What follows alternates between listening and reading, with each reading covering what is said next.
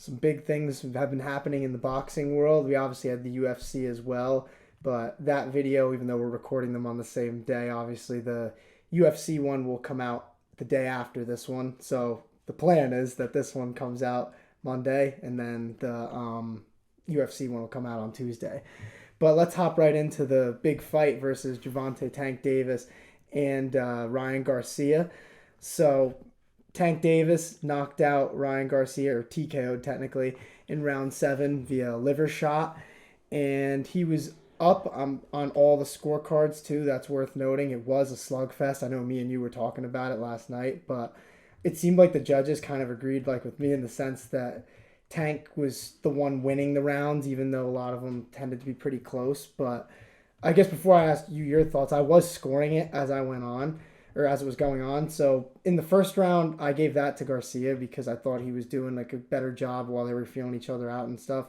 And he was doing a really good job in the second round too, just pressuring him and landing that jab, but then just I getting called thought, counter. yeah, it looked to me that Ryan Garcia was landing more accurately, and honestly, like it kind of seemed with volume too. But they don't call him, when we were texting about it last night. I said they don't call him Tank Davis for no reason because, I mean, there you go. It presented itself in the last round. Like Ryan Garcia, he crumbled, he folded, he couldn't, like, that's it, man. And that's what you get when there you have it. Like it's just what a fantastic matchup of power, straight power versus technique, precision, all that. See, I'm going to stop you there because, and I'm not saying that you're saying this, but the overwhelming majority of like opinions on this was that like Tank Davis has to knock him out.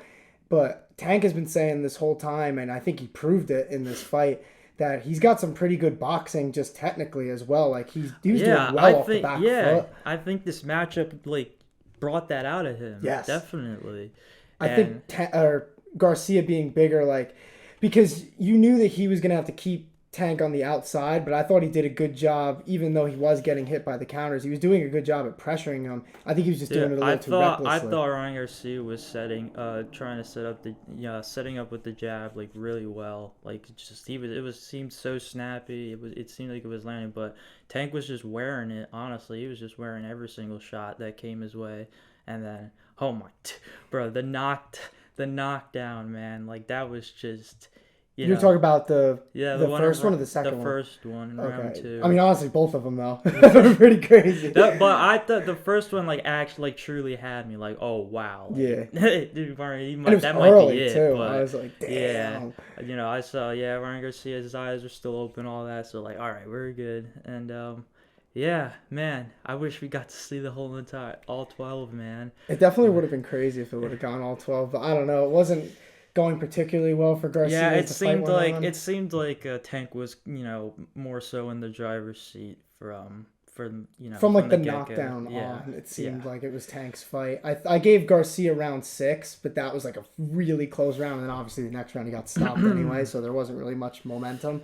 But I don't know, like I think Garcia had the right idea, like using the jab and pressuring him, but he just did it way too recklessly against a guy who has as much power as Tank. And he was landing those body shots from rounds 4, 5, 6, and like you could see him wincing.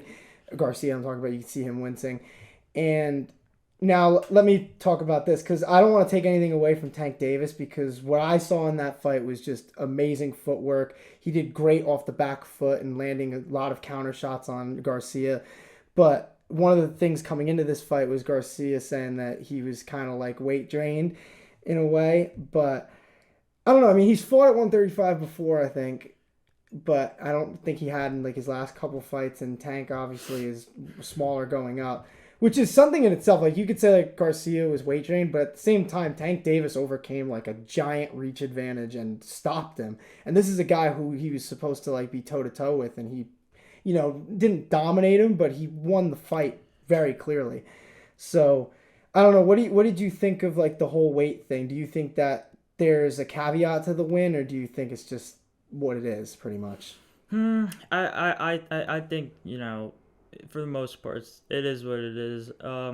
Like I get it, but I don't think I still think it's more than an excuse than anything else.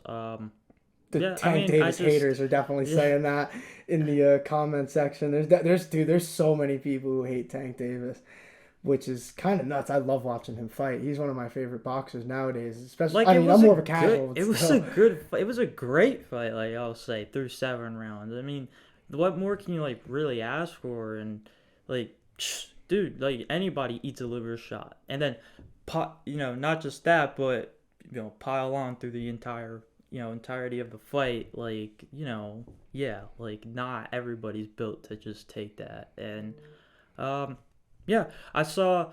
I believe it was. I don't know who he was interviewing with, but Tank Davis. He was saying like he was just looking at Ryan Garcia as he was on the knee. He was like, "Get up, get up," and he was like, "No, like you can't do it." And he said something about how he likes to play mind games, and so he was just chatting at him and just kind of broke him from within. You kind of said it when we were texting about it last night when we were watching it.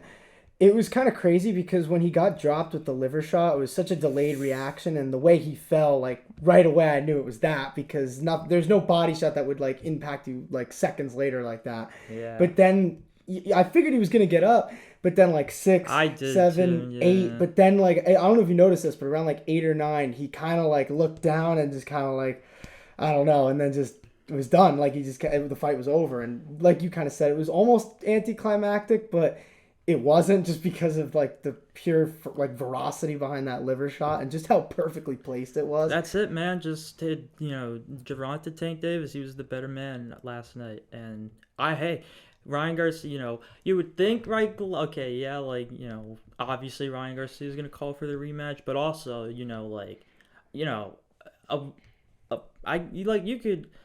would think like he's still able to live with a loss like that and a fight like that and a circumstance like that. So it's cool to see like he's calling for the rematch already, and like I wouldn't, I'm not opposed to it obviously whatsoever. But I think he's built like that because this one I don't even think it had any belts involved with it. So Garcia really was just doing this to prove himself, which is something I respect. Yeah, that was the whole thing. That was a whole thing pre-fight too. At the the weigh-ins and stuff, the interviews and all that.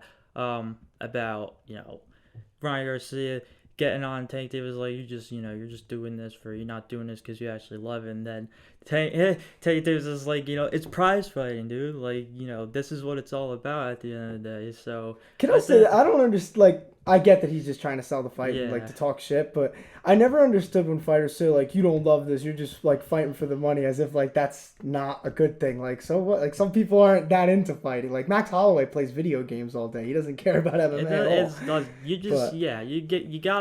gotta have a why, and then like you just that's it. You have a why, and then you figure out how you're gonna attain it. It could be money, it could be glory, it could just be to better yourself. Like, it doesn't really matter. I think Garcia's a mix of glory and better. All of these guys are good. All of these guys can freaking take you away from consciousness at a moment's notice. So, like that's it. That's what we as fans. That's all we really care about at the end of the day. And it's just like obviously the politics of boxing as a whole like is a whole nother thing. But all I know is big fights like this. Just that don't even have titles on the line. Like. More of you just want more of, and like that's what I was about to get into. Like respect to both guys just for wanting to give the fans an actual show. Like who knows like why Tank if Tank did it for money, that's whatever. But like either way, both of these guys had the balls to step in the ring with each other, put their undefeated records on the line, and you don't see that with a lot of the big guys nowadays. You see a lot of people talking shit. You think Ryan Garcia was on that knee? Well, on that knee with. His undefeated record on the line, just thinking like, is it really that important? Nah. And like, no, like obviously like, all right, he knew he was beat, and it's like, if he's gonna keep going in this fight, then he's risking like further damage beyond just this fight, like for the rest of his career. So. And if anyone has ever been hit with a liver shot that's watching, that was not easy to get up from. Man. Like those shots always look like they're not. It's not like it was, even like the 11th round, let alone the last round. So it's still only round 7. Like So you don't, yeah, And you don't Tank know. gets better as the fights go on usually. That's why I told you, like, pre-fight, I figured it was going to go like this, but I figured that Tank was going to get to him a lot later than he did. But he got to him, obviously, round 2 pretty much right away. And then round 7, he gets the Yeah, finish. yeah. But let's kind of get into a little bit what could be in the future for Tank Davis and maybe even Ryan Garcia. So this was at lightweight, and luckily for Tank, if he's trying to make more money, there's plenty of more money fights at lightweight. So I wrote a couple down. In May, there's obviously the big fight between Devin Haney and Vasily Lomachenko, which is a huge fight in itself. You know, we were just talking about guys getting in there and risking it. Devin Haney is, you know, quote, like, considered to be the best boxer in that division. I think he is. And I think this fight versus Lomachenko is going to be what proves it, if he is able to win, obviously. But I could see maybe in the future the winner of this fighting Tank at some point. That could be fun. There's Teofimo Lopez, George Kambosos, Ryan Garcia rematch, like you kind of said, although I don't think it would happen at this weight class nowadays. Because I don't think Garcia takes that same weight twice, especially after the whole thing after the first one. No way. And he shouldn't either, you know? I mean, he did his part, now should be the other way. Yeah. But if Tank doesn't want to do that, there's obviously all these other options. Personally, you know, we were talking about the biggest fights. Haney versus Loma, the winner of that versus Tank would be nuts. I just don't see it happening. But I don't know, man. Like, there's I'm a casual at boxing. What'll happen is that it'll be talked about, and it'll be put out into, you know, like the general public, and then just to get people talking, just so that, you know, if it even happens at all, it doesn't happen till like 2 years later down the line, 2-3 years later down the line. I think we're closer to it now, though, than we were before. There was a chance before where I was like, I don't know if Tank's ever really going to be taking these big fights like that, because he seemed pretty content where he was. But this one, you know, was a huge win for him, the biggest win of his career by far, I think. And any of these money fights in the future that could be awesome for him, I would love to see. And I think that him versus Haney is the biggest out of any of the fights, because I think they're, you know, I could be wrong, because like I said, we're MMA super fans, but I think it's safe to say we're boxing casuals. But I don't know, maybe not casuals. I think we know more than the average bear. But at the same time, I have no problem considering myself a casual. Yeah. Well, I'm just saying compared to, like, you know, the true casuals. Yeah. You know what I mean? And so does our audience. They get it. What there's tiers, you know? Exactly. There's the tiers. Exactly. But I don't know. I mean, I think even any boxing fan, it may not, you know, someone could probably educate us to how realistic the possibility is, but I think any boxing fan would agree that Haney versus Tank would be the biggest fight at lightweight. And I don't know. I still think Devin Haney is the best, and until someone proves me wrong, that's kind of how I feel about it. I just think his technical skill is just incredible. He might not be as exciting to watch as Tank, but he's almost like a Floyd Mayweather type in the sense that his technical skill is just incredible. But I think Tank versus Teofimo Lopez would be a firefight. Same with George Kambosos. So any of those would be awesome in the future, but as for Ryan Garcia, I'm not 100% sure where he goes from here. I think he probably gets a couple tune-up fights, because that's just how boxing works. When you lose at a high level like that, they tend to build you back up with like 3 to 5, you know, mid-tier fights, and then you get back to the big money fight. So I don't know where he goes from here, but I guess we'll see in the future. I don't think that he's done by any stretch, nor does anybody else, I don't think. Did you see Conor backstage giving him advice after the fight? I thought that was funny. I'm like, I don't think one of the best boxers in the world needs advice from Conor,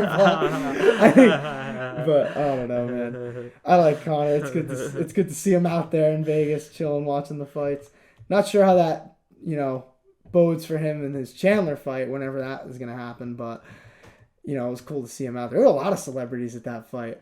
The childhood Yankee fan in me was stoked to see Gary Sheffield. That had me hyped. I did not expect that, because they were showing everybody as they were coming in. They had like that red carpet. I remember seeing Floyd Mayweather, Manny Pacquiao. Yeah, well, Floyd was he doesn't like do business, I don't think, with Tank anymore, but they're still boys. And Manny Pacquiao is just one of the big faces of boxing. Sugar Ray Leonard was there.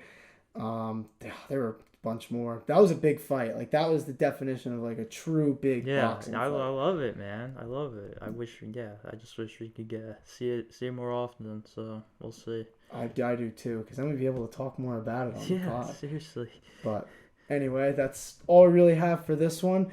So we'll be back tomorrow with the UFC video. We're going to be talking about Sergey Pavlovich and his big win. So tune into that. Like this video and subscribe, and we'll see y'all.